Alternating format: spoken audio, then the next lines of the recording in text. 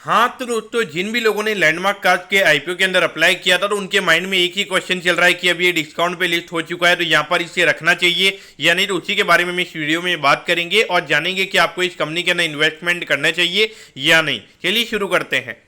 तो देखिए, सबसे पहला अगर मैं बात करूंगा लिस्टिंग गेन के लिए, अगर मैं बात करूंगा तो देखिए, अगर आपने सिर्फ लिस्टिंग गेन के पॉइंट ऑफ व्यू से अगर आपने इस आईपीओ में अप्लाई किया था तो वो आपका मोटिव यहाँ पे बिल्कुल कैंसिल आउट हो चुका है। और मेरे ख्याल से जो 8 से 9% के लगभग का लॉस आपको आ रहा है वो मेरे ख्याल से डेफिनेटली आपने लॉस ले लेना चाहिए। क्योंकि अगर आपकी कैपेसिटी अगर आपकी एक हफ्ते की अगर होल्डिंग पीरियड की थी तो अगर आने वाले टाइम पे अगर हो सकता है कि अगर एक हफ्ते में अगर निफ्टी में 2-3% के करेक्शन अगर हमें और देखने को मिलते हैं तो अगर ये कंपनी अगर 10% अगर और गिर जाती है तो वहाँ पे डेफिनेटली आपके लॉस का नंबर और ज्यादा बढ़ सकता है। तो उस पॉइंट ऑफ व्यू से मेरे ख्याल से देखा जाए अभी 8 से 9% के लगभग का लॉस है। अगर आपका होल्डिंग कैपेसिटी ज्यादा नहीं है मेरे ख्याल से आपने यहाँ पे डेफिनेटली निकल जाना चाहिए। लेकिन अगर मैं यहाँ पे long term point of view से अगर मैं बात करूंगा तो उसके बारे में जिन भी लोगों ने long term point of view से यहाँ पे इन्वेस्ट किया था तो उनके लिए हम अभी बात करेंगे।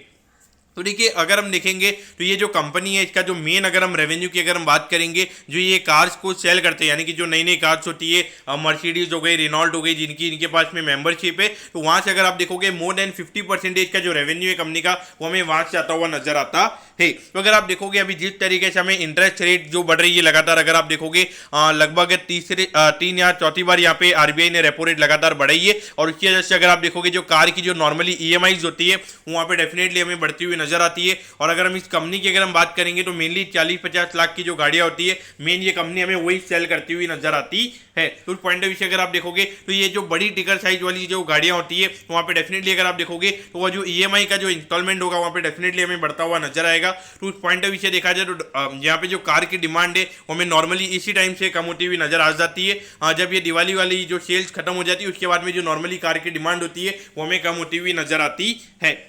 और उसके अलावा अगर हम देखेंगे तो यहाँ पे एक जो मुझे एक अच्छी बात लगी है कि इनका जो कार की सेल्स से अगर हम इबिटड़ा मार्जिन की अगर हम बात करेंगे हार्डली 2 या 3% के लगभग के मार्जिन हमें यहाँ पे कंपनी के नजर आते हैं। लेकिन अगर हम यहाँ पे कंपनी का जो आफ्टर सेल सर्विस होता है यानी कि जो नॉर्मली सर्विस सेंटर होता है, जो स्पेयर पार्ट जो कंपनी सेल वगैरह करती है, यानी कि अगर आप यहाँ से गाड़ी लेके जाते हो तो अगर आपका कोई भी पार्ट वगैरह सेल हो जाता है तो आप कंपनी में फिर से जाके लेते हो तो वहाँ पे लगभग 15 से 20% के इबिटड़ा मार्जिन पे ये कंपनी हमें काम करती हुई नजर आती है। तो एक तरीके से अगर आप देखोगे तो अगर हम मेन कंपनी के एक्सपेंस की अगर हम बात करेंगे तो देखिए मेनली जो भी इनके आउटलेट्स होते हैं तो वो नॉर्मली रेंट पे होते हैं। और उसके अलावा वहाँ पे जो एम्प्लॉय कॉस्ट लगती है तो ये दो मेन कंपनी के ऑपरेटिंग कॉस्ट हमें यहाँ पे कंपनी की नजर आती है। उसके अलावा अगर आप देखोगे तो एक एसेट लाइट बिजनेस मॉडल हमें यहाँ पे नजर आता है। कंपनी को कार्स वगैरह खरीदनी पड़ती है फिर उसे सेल करनी पड़ती है तो उसका रोटेशन वहाँ पे चलता रहता है। ये उस पॉइंट ऑफ व्यू से देखा जाए यहाँ पे एक एसेट लाइट बिजनेस मॉडल हमें यहाँ पे नजर आता है। और इसीलिए अगर हम आरओई और आरओसी के नंबर्स की अगर हम बात करेंगे तो जो नॉर्मली ऑटो मैन्युफैक्चरर्स है यानी कि टाटा मारुति हो गया तो उनके कंपैरिजन में यहाँ पे इस कंपनी का आरओई और आरओसी हमें यहाँ पे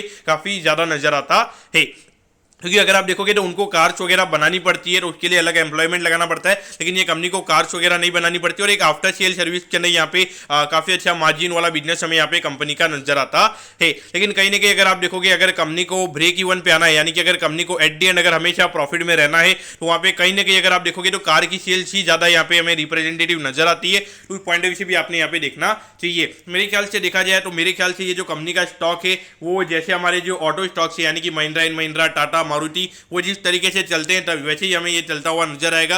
यानी कि जब कार की सेल्स वगैरह काफी ज्यादा हो रही होगी तो तब ये स्टॉक हमें पॉजिटिव वे में ट्रेड होता हुआ नजर आएगा। तो देखिए अभी अभी फिर से अगर हमें देखेंगे तो कोविड की बातें भी चलना स्टार्ट हो गई है तो हो सकता है कि आने वाले टाइम पे थोड़ा कंजम्पशन हमें कम होता हुआ नजर आएगा। और अभी इंटरेस्ट रेट भी हमें लगातार बढ़ते हुए नजर आ रहे हैं। तो ये जो दोनों सिनेरियोज हैं ये आने वाले टाइम पे जो कार की डिमांड है वो यहाँ पे डेफिनेटली कम करते हुए हमें नजर आ सकते हैं। लेकिन देखिए long term point of view से अगर हम बात करेंगे 5-10 साल के हिसाब से तो उस पॉइंट ऑफ व्यू से यहाँ पे थोड़ी मेरे ख्याल से स्कोप हमें यहाँ पे इन्वेस्टिंग के पॉइंट ऑफ व्यू से नजर आता है। लेकिन हार्डली मेरे ख्याल से जो आने वाला एक साल है यानी कि जो 2023 है वहाँ पे अगर कोविड की प्रॉब्लम्स अगर फिर से राइज होती है और अगर इंटरेस्ट रेट हाई वाला सिनेरियो अगर वहाँ पे रहता है तो वहाँ पे डेफिनेटली कंपनी के लिए वहाँ पे दिक्कतें रहेगी। और मुझे लगता है कि यहाँ पे एक हम जो पी एक्सपांशन की बात करते हैं यानी कि अगर आप देखोगे अभी लगभग 20 से 25 के पी रेशियो पे कंपनी का आईपीओ आया है। जो हम बात करते हैं कि 50-60 के पी रेशियो के लगभग ये कंपनी ट्रेड हो सकती है। तो देखिए यहाँ पर अगर हम कंपनी के अर्निंग्स की अगर हम बात करेंगे तो प्रेडिक्टेबिलिटी कर पाना यहाँ पे काफी ज्यादा मुश्किल है। यानी कि अगर आप देखोगे अभी दिवाली वाला क्वार्टर है, यहाँ पे कंपनी के जो रेवेन्यू के नंबर्स होंगे, प्रॉफिट के नंबर्स होंगे, काफी फिनोमिनल होंगे। फिर अगले क्वार्टर में अगर आप देखोगे